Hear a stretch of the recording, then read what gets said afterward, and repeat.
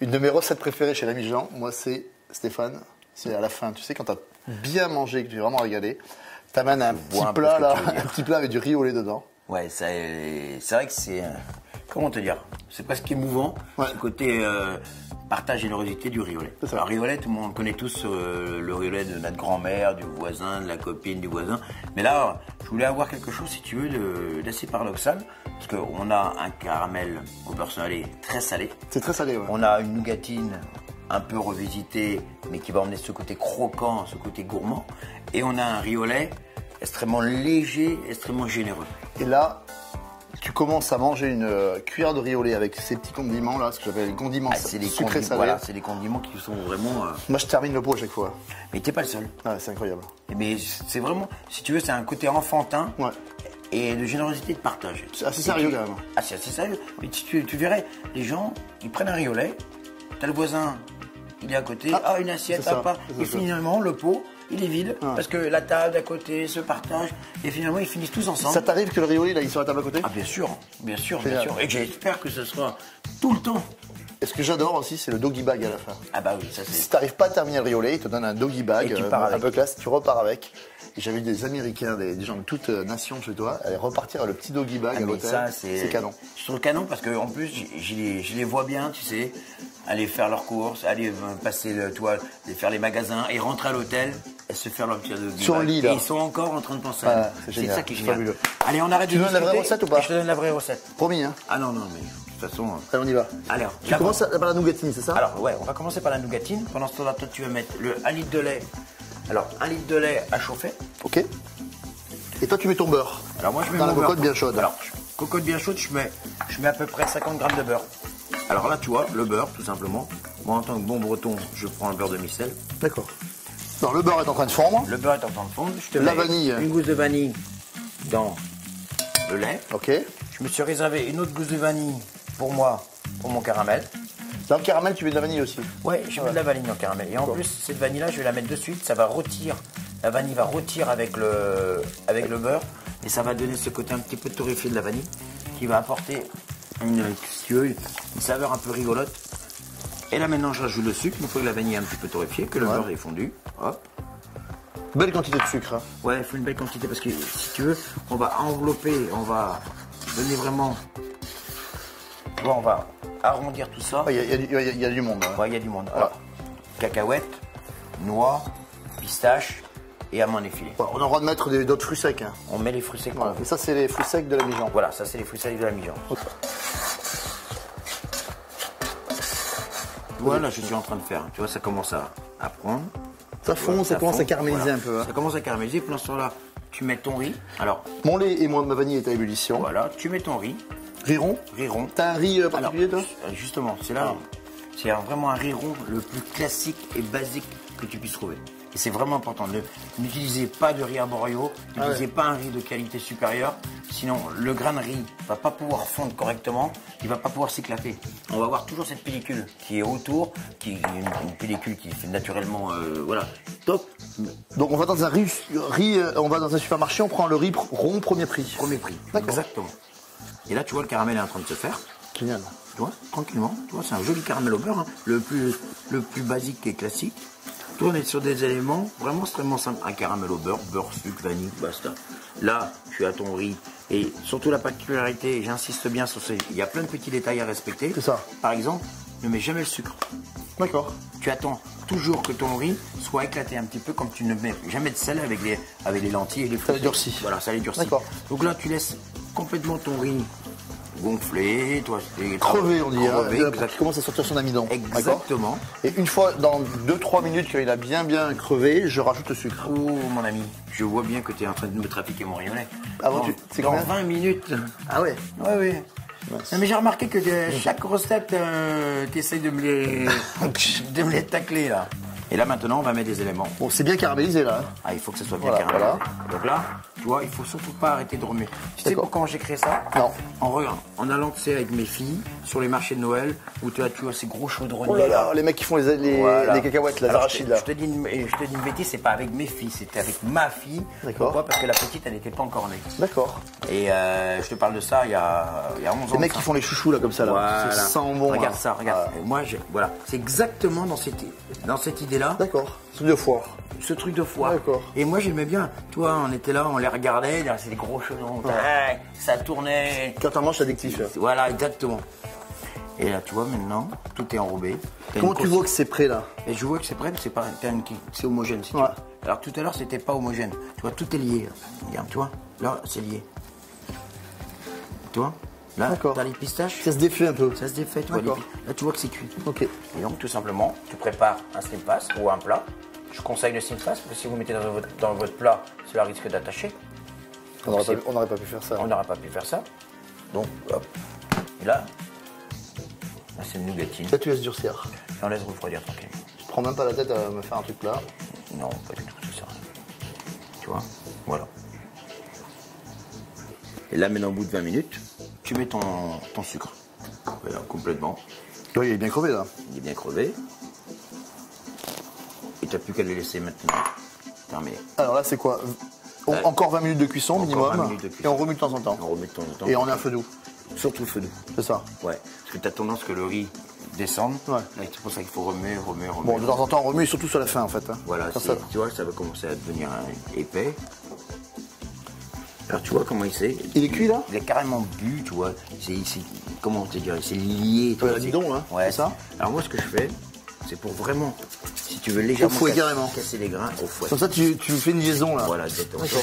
Tu vas, tranquille. Ah oui. Tu vois, regarde là. Là, voilà. Là, on est vraiment là, sur la texture exacte du moment où il faut le débarrasser. Donc, tu vois, et là maintenant, simple.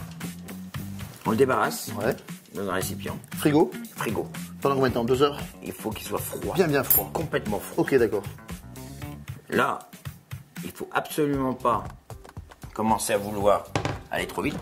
Et je voudrais vraiment montrer, je ne sais pas si tu le vois, ça. Regarde. Tu vois, ça a ce côté un petit peu sirop. Tu vois, c'est ça, lié. C'est ça, ouais. Tu vois ce côté lié. Tu vois les grains riz ronds là. Voilà. Ouais. Voilà. Là, regarde comment il éclatait le riz. Et ça, c'est vraiment important. Si tu ne laisses pas assez longtemps, ou si tu mets ton sucre avant, et ben, tu n'auras pas ce riz éclaté, tu n'auras pas ce côté soyeux. D'accord. Et c'est ça qui est vraiment important. Ce côté soyeux. Tu vois, il faut que ça soit soyeux, tranquillement. Voilà. C'est pas pour rien que c'est le meilleur riz au lait de Paris pour moi. Le riz au lait est bien froid. Hein. Alors là, tu vois, il est super épais. Hein. Il est super épais, tu vois, il est compact. Ouais. Tu te dis, mais comment tu vas. Comment t'arrives à faire un truc aussi léger, toi? C'est ça justement qui est intéressant. Alors, il y a 2 solutions. Soit tu prépares une crème anglaise. Ouais.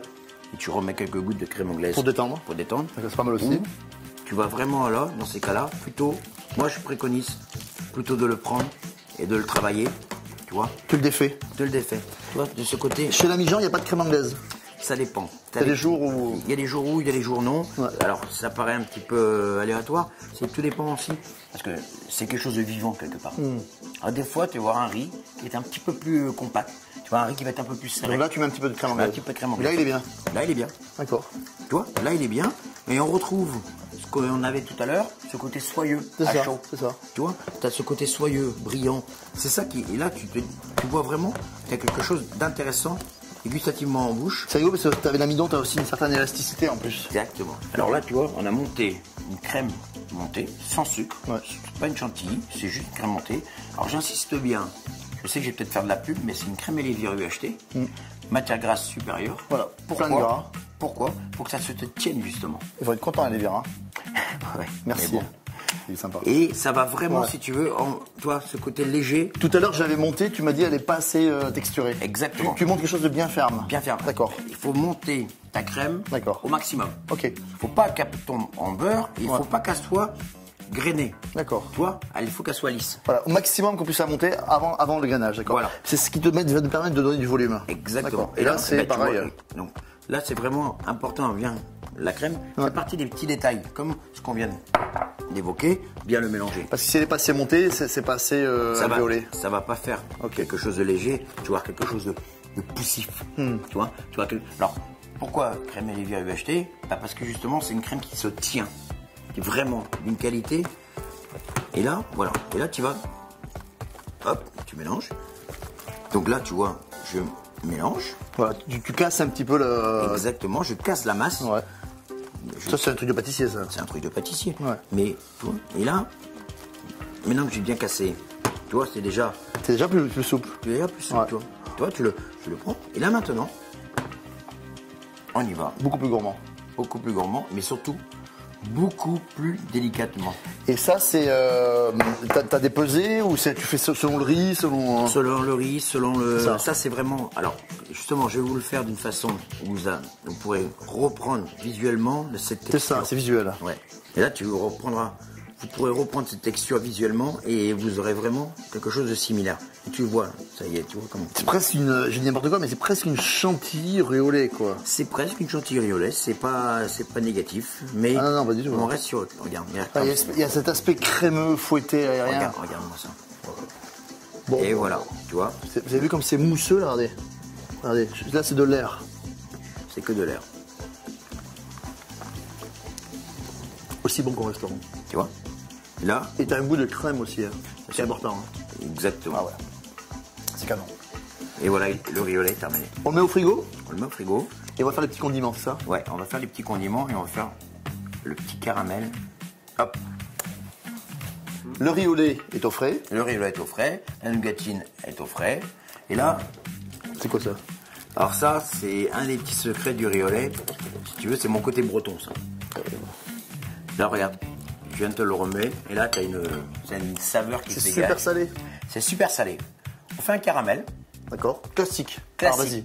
Beurre, non ou pas? beurre, sucre. Ouais, classique pour les Bretons, hein. C'est du beurre et du sucre. Ok. Et beurre demi-sel. Alors, beurre demi-sel, du sucre, comme on a fait tout à l'heure. Comme on a fait tout à l'heure. Ok. On fait un caramel.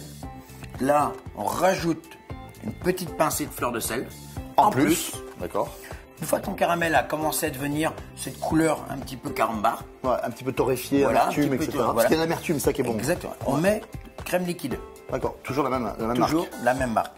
Pourquoi? Parce qu'elle tient bien, si tu veux, à la D'accord. cuisson. Donc on met ça. Et après, On décuit, en fait. On décuit et on D'accord. laisse mitonner. D'accord. Si tu veux, on le laisse mitonner tranquillement. D'accord. Une fois que la texture est 5-10 devenue... minutes. 5-10 minutes est devenue plus ou moins sirupeuse, Ouais. on le sort. Ouais. On met une ou deux feuilles de gélatine. Hop, Là, il y a un petit peu de gélatine. très très peu. D'accord. Ouais, très peu, hein. Regarde. D'accord. Et là, si tu veux, pour 1 litre, on met 3 feuilles. C'est rien.